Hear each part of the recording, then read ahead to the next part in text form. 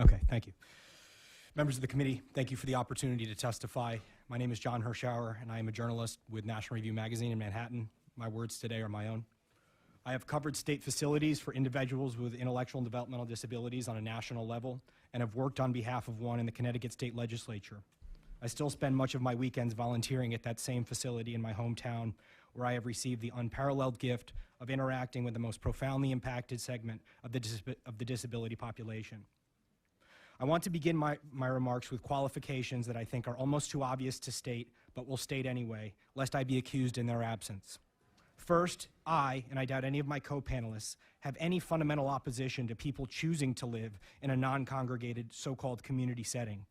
And for those individuals who have left Polk or Whitehaven of their own volition and have found their new arrangement superior, I'm thrilled for them. And I mean that sincerely.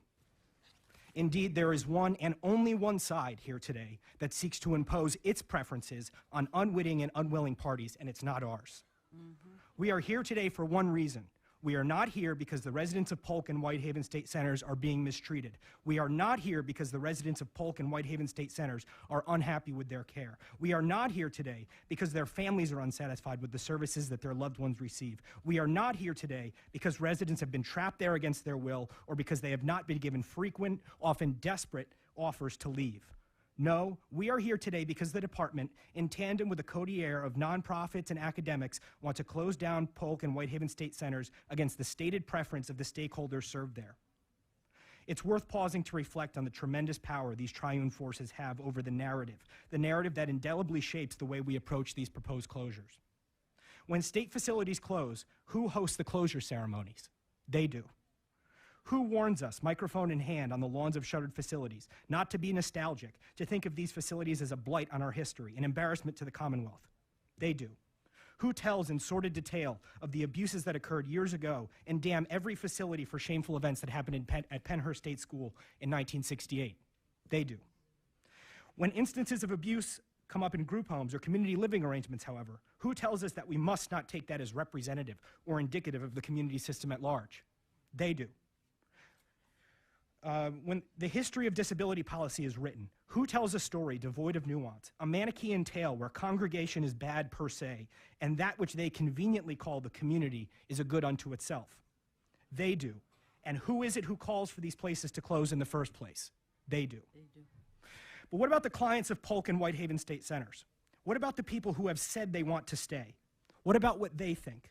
Shouldn't their goals and aspirations matter more than the abstract ideological goals and almost theological aspirations of those who would close their home against their will?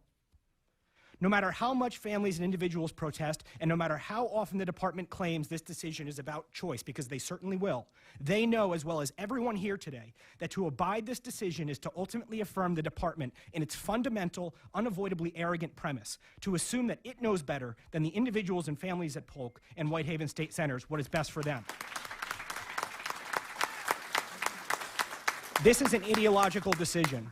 The panel to follow, and I admit I thought we were going first, so now the panel to follow has already come. The panel to follow will admit as much. The social science we have available seems to suggest that for the most profoundly impacted individuals in the disability community, it actually might be slightly cheaper to deliver care on a campus setting than in an isolated, dispersed care home. Their literature says as much too. Do not focus on cost. This is about, in their words, civil rights. I interviewed the department for a story I'm writing for our publication, the transcript of which you'll find in the documents I've attached to my testimony. I asked them plainly, would closure be the right thing to do, even if the overwhelming majority of residents and their loved ones opposed it? The roundabout implied answer, yes. The department stressed to me that this decision was about choice for residents and their families, who, it bears remembering, are being displaced from Polk and Whitehaven against their will, who, it bears remembering, have been assiduously and aggressively given every offer and opportunity to leave if they no longer want to live there, who, it bears remembering, are by necessity among the most profoundly impacted members of the disability population. The department told me that residents could choose one of the state's 2 remaining public ICFs. I asked the department plainly, will those 2 remaining centers be subject to the exact same actions that these are? Secretary Miller, and I must say I appreciate her honesty, said, quote, I mean, that's certainly an option, that's certainly a potential future. Is that in any meaningful sense a choice? No. It's a dogmatic pronouncement, a religious faith. the sort that seeks to convert by force, to impose itself on people, irrespective of their expressed preferences to the contrary. Because indeed, if the facilities to which these residents move will be subject to this same extra-popular ideological action in a mere few years hence, what type of choice is the department offering? It is no choice at all, and to call it such insults everyone involved, supporters and opponents of this action alike. Let's call it what it is: the preferences of the department, the preferences of academics, the preferences of nonprofits, working toward that paradisiacal day when no one will live in congregation with their peers, and indeed the preferences of people utterly removed from the actual families who live and work and play and thrive at the state centers, finally and completely usurping their preferences, the preferences of the residents and the families themselves. They've closed admissions. They've shut down facilities by executive order. And they have the audacity to claim that the declining census, a census whose decline is of their making, is evidence that these settings are no longer necessary. So that's the choice. So that's the choice you have. On the one hand, you have the preferences of nonprofits who cannot abide the thought that some person with a disability somewhere in the state of Pennsylvania lives in a brick building rather than at the bottom of a lonely cul-de-sac. The preference of those eager for a symbolic victory, desperate to add a brick from the Polk and Whitehaven administrative buildings to their morbid collection of trophies, who, to quote Edward Whalen, are mesmerized by the mystique that all institutions are bad, that the building should be razed, the earth bulldozed over, and then sort poured on the ground so that it will never rise again. And what will they say in response? They'll express a hollow sympathy for those residents at Polk and Whitehaven who've expressed a desire to remain, but will insist that can only be expected. They know no other way of life. And when they say that, I want you to think, has this standard ever been applied in reverse? When a resident in a group home, in an independent apartment, or in some alternative habilitative arrangement expresses their satisfaction with their services, do we tell them, it can only be expected because you don't know any other way of life? Do we insist that they have to, against their will and enforced by state armament, leave their current living arrangements, ones with which they have verbally expressed their satisfaction, and live in a congregate setting like Whitehaven or Polk, and then and only then take them at their word that they preferred the group home in the first place? Of course not. Why is it that we're told time and again by the various nonprofits, academics, department officials, and legislators that we need people with disabilities to be self-advocates, that we should trust their voices, and when those that can open their mouths at Polk and Whitehaven do so and tell us what they want, we refuse to accept it?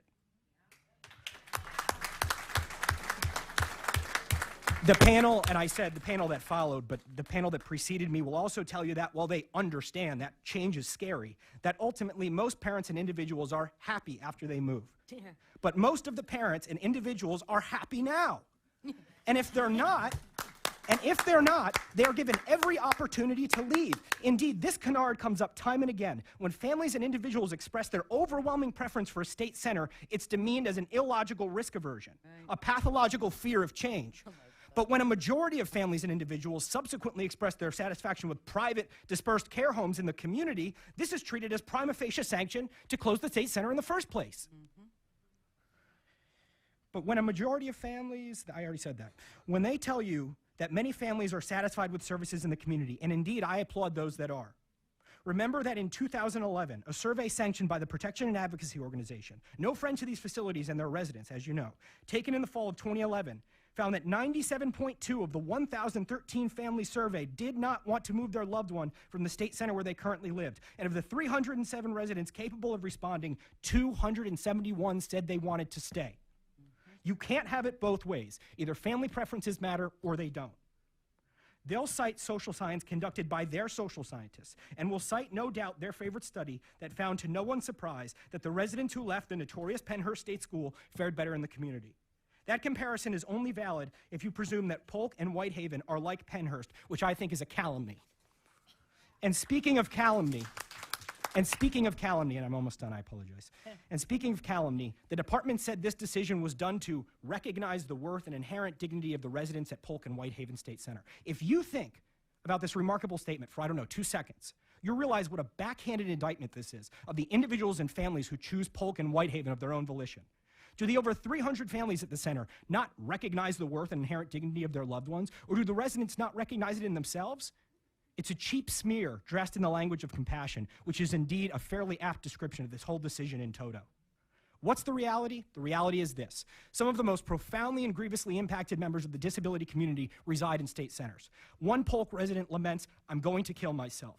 Another goes to the administration building every day and cries because he's being forced to move. This cannot be explained away with paternalistic explanations about how it is all they've ever known. This is their home.